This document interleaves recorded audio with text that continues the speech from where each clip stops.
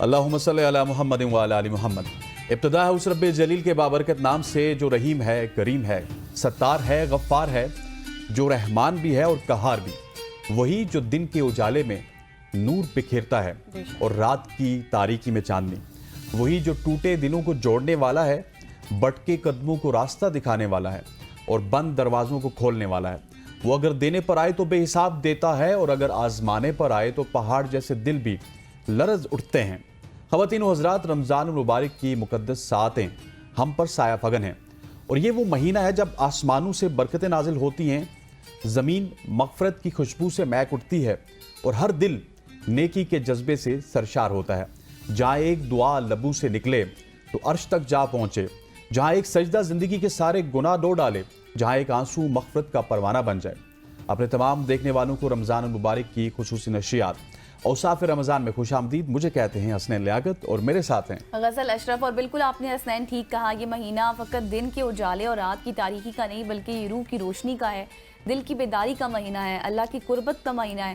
یہ وہ مقدس وقت ہے جب روزہ دار کا ہر لمحہ عبادت بن جاتا ہے، جب لبوں پر استغفار کے پھول کھلتے ہیں، جب دل کی زمین پر رحمت کی بارش برستی ہے اور جب آسمانوں سے رحمت کی صدا آتی ہے کہ ہے کوئی مانگنے والا مجھ سے، میں عطا کرنے کو تیار ہوں، مجھ سے مانگو۔ تو آئیے اس برکتوں والے مہینے میں روشنیوں میں نیکیوں کے چراغ جلائیں، صبر کی خوشبو بکھیریں اور شکر کی قندیلیں روشن کریں اور اللہ کی نعمتوں پر جھک کر اس کے عطاؤں کا بھی شکریہ ادا کریں۔ لیکن آپ کو پتہ ہے نا حسنین، جیسے ہی رمضان کا مہینہ آتا ہے اور مسلمانوں کے لیے یہ روحانیت کا مہینہ بھی ہوتا ہے، اپنے آپ کو ٹھیک کرنے کے لیے، صحت کو بھی ٹھیک کرنے کا مہینہ ہوتا ہے، اور اس ماہ میں روزہ رکھنے سے ہماری جو جسمانی ذہنی ہے کیفیت ہوتی ہے اس کو سکون ملتا ہے، لیکن اس دوران ہماری غذائی عادات میں تبدیلیاں آنا قدرتی سی بات ہے، اور اس تبدیلی کے دوران ہمارے نظام انہضام یعنی کہ جس کو آپ لوگ کہتے ہیں ڈائجسٹو سسٹم، اس پر بھی بہت زیادہ اثرات ہوتے ہیں، اور اس تبدیلی کی وجہ سے ہمارے جو ڈائجسٹو سسٹم ہے اس پر بہت زیادہ اثر بھی پڑتا ہے، جس کے تدارک کے لیے ضروری ہے کہ ہم اپنے سحر و افطار میں ایسی غذاؤں کا استعمال کریں جو ہمارے جو معدے ہیں اس کے لیے پریشانی کا باعث نہ بنے اور ہم صحت مند بھی رہیں اور کھائیں بھی، جیسے کہ حسنین میرے ساتھ بیٹھے ہوئے ہیں، جیسے آپ کہتے ہیں نا کہ افطار میں آپ کو پکوڑے بہت پسند ہیں، لیکن ان کا الٹرنیٹیو کیا ہونا چاہیے؟ کیا یہ نقصان پہ کہتے ہیں کہ پکوڑے پسند ہیں؟ ہاں، کیا کوئی نقصان بھی ہے؟ تو یہ آج ہم جانیں گے۔ ہاں ایگزیکٹلی، ہمارے ساتھ موجود ہے جی نیوٹریشنسٹ مائرہ خان، بلکہ اب اردو کی اگر بات کیجیے تو ماہر غذائیات، ٹھیک ہے، اس کی وجہ سے میں آپ کو ماریا کو مائرہ کہہ گیا۔ اچھا Maria, thank you so much for joining us. سب سے پہلے تو جس طرح غزل نے پورا ایک بیک گراؤنڈ بتایا کہ رمضان میں، افطار میں، سحر میں ہماری روٹین بھی چینج ہو جاتی ہے، اور کہیں نہ کہیں پہ غذائیت کی کمی ہونے کی وجہ سے جسم میں بھی بہت زیادہ کمی ہو جاتی ہے، آپ ڈی ہائیڈریشن ہو جاتی ہے، اس طرح کے معاملات ہو جاتے ہیں۔ سو اس میں ہمیں کن چیزوں کی کیئر کرنی چاہیے اور اسپیشلی اپنے کھانوں میں کس طرح کی احتیاط کرنی چاہیے؟ بالکل بالکل صحیح کہہ رہے ہیں۔ اچھا، رمضان کا مہینہ سب سے پہلے اگر اس کو ہم تھوڑا غور سے دیکھیں، کلینز ہے، ڈیٹاکس ہے۔ کلینز اور ڈیٹاکس کرنا ہے جسم کو، روح کو تو کرنا ہے، لو تو لگانی ہے، مگر ساتھ میں جسم کے لیے ایک بڑا بہترین پیریڈ آ رہا ہے۔ سائنٹیفکلی اس کو دیکھیں تو سائنس نے اس کو اسٹڈی کیا، سائنس نے کہا انٹرمیٹنٹ فاسٹنگ کے مترادف ہے ہمارا فاسٹنگ کا کانسیپٹ۔ تو انٹرمیٹنٹ فاسٹنگ سے سائنس کو کینسر تک ریورس کر لیا۔ تو ڈائٹ کیسی ہونی چاہیے کہ آپ کینسر تک کو ریورس کر سکیں، بہت اہم ہے۔ اگر آپ رمضان کو صبر کا مہینہ ہے، اگر آپ اس میں صبر کی ترغیب دلانے کے لیے آیا، اگر ہم پکوڑوں سموسوں سے صبر نہیں کر پا رہے تو ایک لمحہ فکریہ ہے یہاں پہ۔ مہینہ بھی تو اسی مہینے میں پکوڑے زیادہ کھائے جاتے ہیں، ویسے تو لوگ بہت کم اچھا موسم تو اچھا ہوتا ہے نا اسی مہینے میں پکوڑے سب سے زیادہ جی ایک کانسیپٹ ہے، لوگ کرتے ہیں، مگر جب آپ اسے ڈیپ فرائی کرتے ہیں، چلیں ٹھیک ہے ڈیپ فرائی کرتے ہیں تو آپ اس کی کیلوریز 5 گنا بڑھا دیتے ہیں۔ کوئی بھی کھانے کی چیز جس کو آپ تلتے ہیں، ڈیپ فرائی کرتے ہیں، تو آپ نے اس کی کیلوریز بڑھا دی، آپ نے اس میں فیٹننگ ایلیمنٹ ڈال دیا، چربی بڑھانے والا ایلیمنٹ ڈال دیا، اور میجورٹی جو میں اپنی اسٹڈی میں دیکھوں، اپنی ریسرچ میں دیکھوں، 13-14 سال ہو گئے مجھے، میجورٹی لوگ رمضان میں وزن بڑھا دیتے ہیں۔ ہاں بالکل، اور کھا کچھ نہیں رہے ہوتے زیادہ تر، مگر وہ 2 سموسے، 1 پکوڑا، رول، یہ سب کر دیں نا، کچوری کر لیں تو آپ کی ایک پلیٹ 1200 کیلوریز کی ہے، اور آپ نے پورے دن میں ایک ایوریج انسان کو 1800 کیلوریز کے اندر رہنا ہے۔ ہم 12-15 گھنٹے بھوکے بھی تو رہتے ہیں۔ آپ 12-15 گھنٹے چلیں، نارمل ڈیز میں ہم رات کو جب سوتے ہیں پھر پورا سونے کا جو دورانیہ ہے 8-10 گھنٹے ہم تب بھی بھوکے رہتے ہیں. مگر دیکھیں جو ہمارے نارمل دن میں ایک بریک فاسٹ کا کانسیپٹ ہے, بریک فاسٹ, بریک توڑنا, فاسٹ روزہ, بریک فاسٹ روزہ توڑنا. تو نارمل دن میں جب روزے نہیں ہوتے تو بریک فاسٹ مترادف ہے بالکل ہمارے افطار کی طرح ہے. آپ کبھی افطار میں تلی ہوئی مرغن غذائیں کھائیں گے؟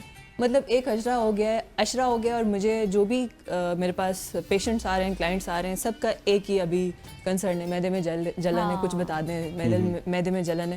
معدے میں جلن کیوں ہے آپ کے؟ کیونکہ آپ نے اتنا نازک ہوا ہوا جو میدا ہے, جب آپ نے پورا 16 سے 18 گھنٹے آپ نے روزہ رکھا, اس میدے میں آپ نے اتنا ہیوی ڈیوٹی مرغن غذا کا استعمال کیا, جب آپ کا میدا بالکل کورا کاغذ بنا ہوا تھا, اتنا وہ آپ نے آئل سے بھر دیا اس کو.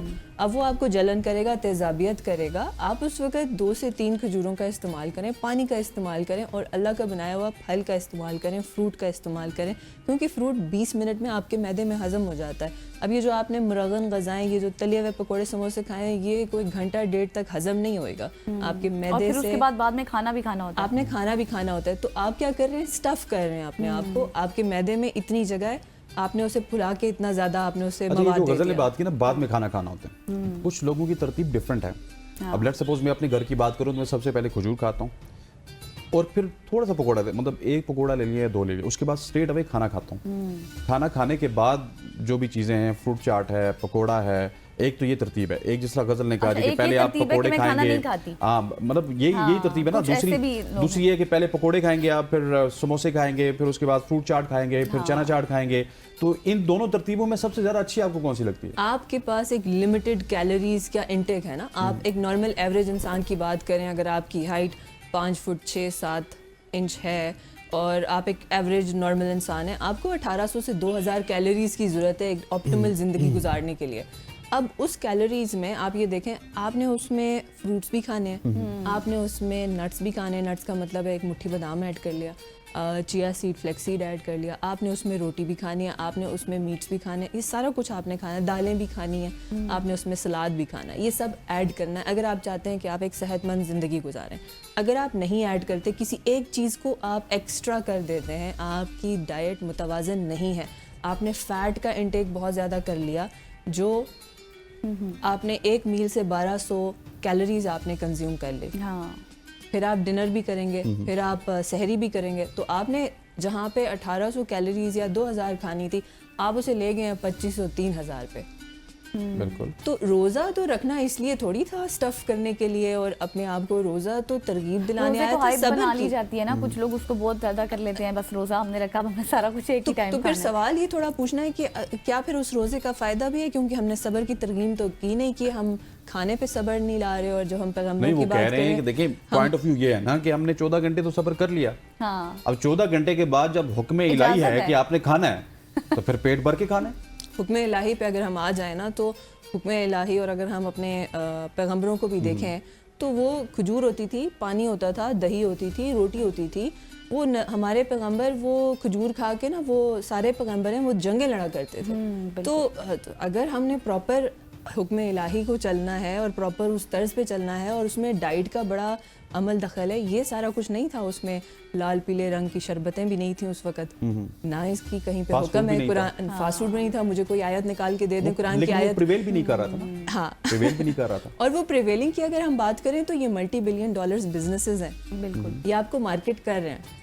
آپ کو جتنا آپ کو مارکیٹ کیا جا رہا ہے تاکہ آپ اس کو خریدیں, یہ انہیلدی ان ہائیجینک فوڈ آپ کو مارکیٹ کیا جا رہا ہے. اور اس سے جاگنے کا ایک ہی طریقہ ہے کہ آپ شعوری طور پہ اس بات کا دیکھیں کہ یہ چیز اللہ کی بنائی ہوئی چیز نہیں ہے, یہ انسان کی بنائی ہوئی چیز ہے, اور یہ میرے لیے صحت مند نہیں ہے. اور جب تک آپ یہ فیصلہ نہیں کریں گے, آپ بیمار رہیں گے. آپ کو جتنی بھی زیادہ یہ ساری بیماریاں ہیں, ہارٹ کی جو بیماریاں ہیں, ڈائبٹیز کی بیماری ہے, کینسر ہے, شوگر ہے, یہ سب آپ کے لائف سٹائل کی وجہ سے اور آپ کی ڈائٹ کی وجہ سے. یہ ساری بیماریاں اللہ نے آپ کو, جب آپ بیبی تھے نا, چھوٹے نومولود تھے, تو اللہ نے آپ کو یہ بیماریاں لگا کے نہیں بھیجا تھا. اوور ٹائم آپ کے جو لائف سٹائل کی وجہ سے آپ کو یہ بیماریاں لگ گئیں, اپنی ڈائٹ کی وجہ سے. اچھا, یہیں سے کنٹینیو کرتے ہیں. ہمارے ساتھ ماریا موجود ہیں یہاں پہ. وقت ہو جاتا ہے ایک شارٹ سی کمرشل بریک کا, بریک لیتے ہیں, واپس آتے ہیں. Stay with us.